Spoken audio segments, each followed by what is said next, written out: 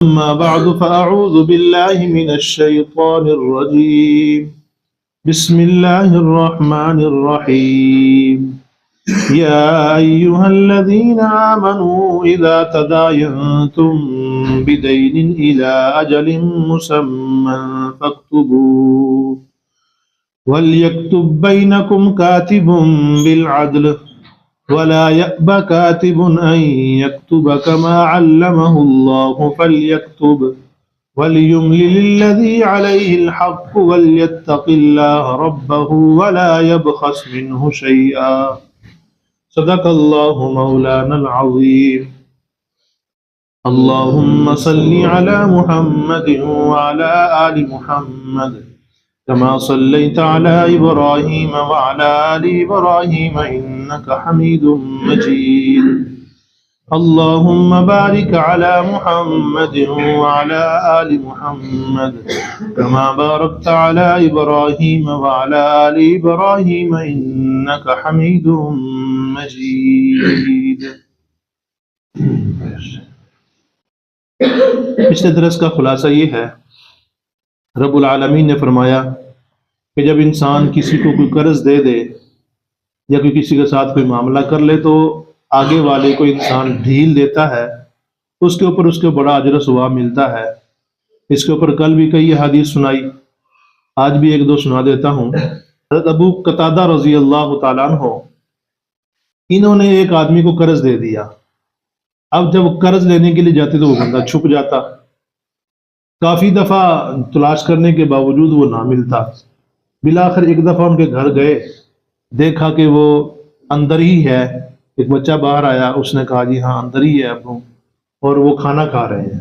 حضرت ابو قتادہ نے آواز دی کہ مجھے پتہ چل گیا کہ تو اندر ہی ہے، باہر آ میرے ساتھ بات کر۔ تو وہ آیا باہر، تو کہا کہ چھپتا کیوں ہے، بتا معاملہ کیا ہے، کچھ تو بات کریے، کیا چھپنے کا معاملہ کیا ہے؟ اس نے کہا اصل میں بات یہ ہے کہ میں مفلس ہو چکا ہوں، میرے پاس پیسے ہے نہیں ہے، تو آپ کا سامنا کرتے ہوئے مجھے شرمندگی ہوتی ہے، میں آپ کا سامنا نہیں کر سکتا۔ کہا صحیح قسم کھا، اس نے کہا جی قسم کھا دی، اس نے کہا بالکل ایسے ہی ہے۔ اس نے کہا، ابو قتادہ نے فوراً سے کہا آگے سے کہ یہ بات مجھے پہلے کہہ دیتا۔ یہ بات سنتے ہی ان کی آنکھوں میں فوراً سے رونا آ گیا، کہنے لگے کہ تو مجھے اگر یہ پہلے بات کہہ دیتا تو میں تجھے پہلے ہی معاف کر دیتا۔ جب میں نے تجھے معاف کر دیا، چونکہ اللہ کے نبی کی حدیث ہے کہ جو کسی قرض دار کو کشادگی کرتا ہے، اس کے لیے آسانی پیدا کرتا ہے، اللہ اس کے لیے کل قیامت کے دن اپنے عرش کا سایہ دے گا اس کو۔ تو مجھے تو خوشی محسوس ہوگی، جا ٹھیک ہے میں نے تجھے معاف کر دیا۔ ایک ایسے ہی بندہ قیامت کے دن اللہ کے سامنے ایک بندہ لایا جائے گا، تو اس بندے سے اللہ پوچھیں گے ہاں تیرے پاس کوئی نیکیاں ہیں؟ کہ اللہ مجھے تو کوئی یاد نہیں، میرے پاس کوئی نیکیاں نہیں ہیں، میں بڑا گناہگار ہوں۔ اللہ فرمائیں گے یاد کرو نیکیاں کوئی، کہ اللہ پہ میرے پاس تو کوئی نیکی نہیں ہے۔ اللہ فرمائیں گے پھر بھی یاد کر، کوشش کر۔ اب وہ کہے گا ہاں یا اللہ ایک کچھ نہ کچھ آ رہی ہے کچھ ذہن میں، پتہ نہیں وہ نیکی کیسی ہے، کہ یا اللہ پاک کیونکہ میں تاجر آدمی تھا، تجارت میرا پیشہ تھا، تو جب میرے پاس کوئی آتا تھا تو ادھار کا بھی لین دین چلتا تھا، تو میرے پاس کوئی ادھار لینے کے لیے آتا تو میں اس کو دے دیا کرتا، لیکن اس کے لیے آسانیاں پیدا کرتا رہتا تھا۔ میں اگر کوئی مہلت مانگتا تو اس کو مہلت بھی دے دیتا، اور اگر کسی کے پاس نہ ہوتے زیادہ تنگی والا ہوتا تو میں اس کو بعض دفعہ معاف بھی کر دیا کرتا تھا، آسانیاں پیدا کیا کرتا تھا۔ تو اللہ فرمائیں گے فوراً، اللہ فرمائیں گے کہ تو آسانیاں پیدا کرتا رہا اور میں سب سے بڑا آسانیاں پیدا کرنے والا ہوں، مجھ سے زیادہ آسانیاں پیدا کرنے والا کوئی نہیں ہے۔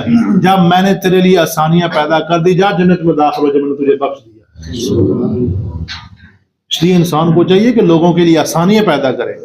اگر اپنے لیے آسانی چاہتا ہے کہ کل قیامت کے دن میرے لیے آسانیاں پیدا ہوں، اللہ میرے لیے آسانیاں پیدا کر دے، تو خود لوگوں کے لیے آسانیاں پیدا کرے، کہ لوگوں کے اوپر سختی نہ کرے لوگوں کے اوپر۔ اور دوسری بات، ایک اور حدیث میں آتا ہے کہ بلکہ یہ جو آیت ہے آخری وَاتَّقُوا يَوْمًا تُرْجَعُونَ فِيهِ إِلَى اللَّهِ، اس آیت کے بارے میں آتا ہے کہ یہ آیت بالکل آخری آیت ہے، بالکل آخری آیت ہے۔ اس کے بعد نبی علیہ السلام 9 دن زندہ رہے، یا ایک روایت میں تھا کہ 27 دن زندہ رہے، بالآخر پیر کے دن نبی علیہ السلام اس دنیا سے رخصت ہو گئے۔ یہ بالکل آخری آیت ہے، واتقوا یوما ترجعون فیہ الی اللہ ثم توفی کل نفس ما کسبت وہم لا یظلمون. سورۃ بقرہ آیت نمبر 281 ہے. بالکل آخری آیت ہے جو قرآن کریم میں نازل ہوئی. اس کے بعد نبی علیہ السلام 9 دن کے بعد یا 21 یا پتہ نہیں 27 دن اس کے بعد نبی علیہ السلام وفات پا کے دنیا سے چلے گئے. تو آگے ہے یا ایھا الذین آمنوا، اے لوگو ایمان والو، اذا تداینتم، جب تم آپس میں لین دین کا معاملہ کرو، ادھار کا معاملہ کرو، بدین ادھار کا معاملہ کرو، الی اجل مسمی، ایک مقررہ مدت تک. اور یہ بات ذہن میں رکھنا، کسی سے کوئی پیسے ادھار لینے ہو، کوئی چیز ادھار لینی، اس کے لیے وقت مقرر کرنا ضروری ہے کہ میں تجھے فلاں وقت میں دے دوں گا. مدت مقرر کرنا ضروری ہے. یہ نہیں کہ جب ہوں گے دے دوں گا، دے دے آجے تو ہوں گے دے ہی داں گا، میں کہڑا رکھنا گا. یہ نہیں، یہ نجائز ہے قرض. سمجھ آگی بات؟ یہ اکثر طور پہ ہمارے معاشرے میں ایسے بات چلتی ہے، اور آگے والا بھی یار ان کا انہوں کی آنکھاں ہے نا، آگے والا بھی کہتا ہے یار میں تجھے دے دوں گا جب ہے میرے کو. یہ بات نہیں ہے، بالکل یہ بات بالکل غلط ہے. اصل بات یہ ہے کہ جب بھی ایسا معاملہ ہو تو پھر وقت مقرر ہو وہاں پہ کب مجھے واپس کرے گا، وعدہ کر دے.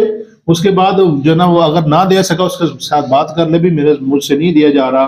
کہ جو بھی معاملہ ہے بعد میں انسان طے کر سکتا ہے، لیکن جس وقت لے رہا ہے دے رہا ہے اس وقت معاہدہ مقرر ہونا چاہیے، وقت متعین ہونا چاہیے. فاکتبوا، اب جب معاہدہ ہو گیا، وقت متعین ہو گیا تو اس کو لکھ لیا کرو. لکھ لینے سے انسان کی یادداشت بھی ٹھیک رہتی ہے، معاملہ بھی ٹھیک رہتا ہے، اس میں گڑبڑ نہیں ہوتی، بعد میں لڑائی جھگڑے کا موقع نہیں آتا ہے. وَلْيَكْتُبْ بَيْنَكُمْ كَاتِبٌ بِالْعَدْلِ، وَلْيَكْتُبْ، چاہیے کہ لکھ لے تمہارے درمیان ایک کاتب بالعدل، انصاف کے ساتھ، بالکل انصاف کے ساتھ لکھے، کم یا زیادہ نہ لکھے. وَلَا يَأْبَ كَاتِبٌ، اور نہ ہی لکھنے والا انکار کرے، أَن يَكْتُبَ، یہ کہ وہ لکھے، كَمَا عَلَّمَهُ اللَّهُ، جیسے کہ اللہ نے اس کو سکھا دیا ہے لکھنا جس کو آتا ہے تو وہ لکھنے سے انکار نہ کرے. جو کوئی لکھوانا چاہتا ہے اس کے لیے لکھ دے. فَلْيَكْتُبْ، چاہیے کہ اس کے لیے لکھ دے. وَلْيُمْلِلِ الَّذِي عَلَيْهِ الْحَقُّ، اور لکھوائے وہ جس کے اوپر حق ہے، جس نے دینا ہے وہ بھی کیا کرے، لکھوا لے. وَلْيَتَّقِ اللَّهَ رَبَّهُ، اور اللہ تعالیٰ سے ڈرتا رہے، کم زیادہ نہ لکھوائے، وقت کی پابندی کرے. وَلَا يَبْخَسْ مِنْهُ شَيْئًا، نہ اس سے کم کرے، یعنی جو کچھ دینا ہے اس سے کم نہ لکھوائے. یہ نہ ہو کہ کم لکھ کے بیٹھا ہو اور آگے والا زیادہ لکھ کے بیٹھا ہو. یعنی جو بھی معاملہ، جیسے آج کل دودھ کا معاملہ چل رہا ہے، دودھ لینے جاتے ہیں، 10 کلو 20 کلو لے کے آتے ہیں، آ کے 15 کلو لکھ دیتے ہیں یا کم لکھ دیتے ہیں.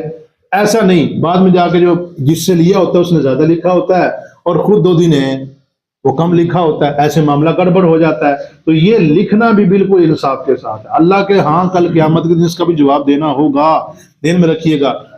وَإِنْ كَانَ الَّذِي عَلَيْهِ الْحَقُّ، اور اگر وہ جس کے اوپر حق ہے، سفیہن، وہ کمزور ہے، یعنی دیوانہ، سفیہن دیوانہ ہے، او ضعیفن، یا کمزور ہے یعنی بوڑھا ہے یا بچہ ہے، او لا يستطيع، یا وہ نہیں طاقت رکھتا کہ وہ لکھوائے، ہوا وہ فَلْيُمْلِلْ وَلِيُّهُ بِالْعَدْلِ، پھر چاہیے کہ جو اس کا ولی ہے وہ اس کو عدل کے ساتھ، انصاف کے ساتھ لکھوا دے. ایک حدیث ملتی ہے، بالکل وہ غلط حدیث ہے اور لوگوں میں اکثر طور پہ وہ سنی بھی جاتی ہے، کئی دفعہ میں نے سنی ہے. بالکل غلط حدیث ہے، اس کو سن لیجیے آپ بھی تاکہ ذہن میں بیٹھ جائے کہ یہ بات غلط ہے. یہاں پہ ایک حدیث ملتی ہے کہ حضرت آدم علیہ السلام نے سب سے پہلے یہ کام خراب کیا، نعوذ باللہ. یہ معاہدہ توڑا تھا آدم علیہ السلام نے. کیسے جی؟ جب آدم علیہ السلام کو رب العالمین نے پیدا کیا، یعنی ان کو بنایا، ان کے اندر روح ہونگی، تو اللہ تعالیٰ نے ان کی پیٹھ کے اوپر ہاتھ پھیرا، ساری کی ساری ذریہ جو ان کی اولاد قیامت تک آنی تھی ساری کی ساری ان کے سامنے آ گئی. ایک بچہ جو ساری اولاد سامنے تھی ان میں سے ایک جو ہے نا وہ بہت چمکدار تھا، بڑا حسین سا تھا. تو آدم علیہ السلام نے پوچھا یا اللہ اس کی عمر کتنی ہے، یہ بڑا اچھا ہے، حسین ہے. آج کون نے کہا یہ داؤد علیہ السلام ہے. آج ان کی عمر کتنے کا؟ 60 سال. اے اللہ 60 سال تو تھوڑی ہے، اور میری 1000 سال ہے، اس کی 60 سال بالکل تھوڑی ہے. اللہ پاک اس کی عمر بڑھا دے. اللہ فرمائیں گے اچھا اس طرح کرو کہ اپنی جو ہے نا وہ تھوڑی سی کم کر لو، آپ کی ہم عمر کم کر کے اس کو دے دیتے ہیں. کہا کہ 40 سال ٹھیک ہے، 40 سال اس کو میری دے دو. اب کیا ہوا، ان کی 100 سال ہو گئی، ان کی 40 سال 1000 سے کم ہو گئی. اب جب آدم علیہ السلام کی موت کا وقت آیا، اس کا روح قبض کرنے کے لیے آ گیا. ہاں یہ کیا، ابھی تو میرے 40 سال پڑے ہوئے ہیں، پہلے ہی آ گیا، 40 سال ابھی تو پڑے ہیں میرے. کہا جی نہیں، آپ نے خود کہا تھا، معاہدہ باقاعدہ لکھا ہوا ہے، فرشتے گواہ ہے اس کے اوپر، آپ نے خود معاہدہ کیا تھا اللہ تعالیٰ سے، آپ نے 40 سال داؤد علیہ السلام کو دیے ہیں. کہا جی میں نے کچھ نہیں دیے، میں نے تو 40 سال بعد ہی جانا ہے. اب کیا اللہ پاک نے ان کو بھی 1000 پورے کر دیے اور ان کو بھی 100 سال کر دیے. بالکل غریب حدیث ہے. بالکل کیا ہے یہ غریب ہے, اس کی اصل کچھ بھی نہیں ہے, بالکل غلط حدیث ہے, اس کے اندر کوئی بھی سچائی نہیں ہے, ذہن میں رکھنا. تو انسان کو چاہیے جب بھی معاملہ کرے, معاہدہ کرے, تو اس کو لکھ لے. لکھ لینے کے ساتھ بہت زیادہ جھگڑے ختم ہو جاتے ہیں اور معاہدہ انسان کا طے پا جاتا ہے, اور بہت زیادہ آسانیاں پیدا ہو جاتی ہیں ایسے.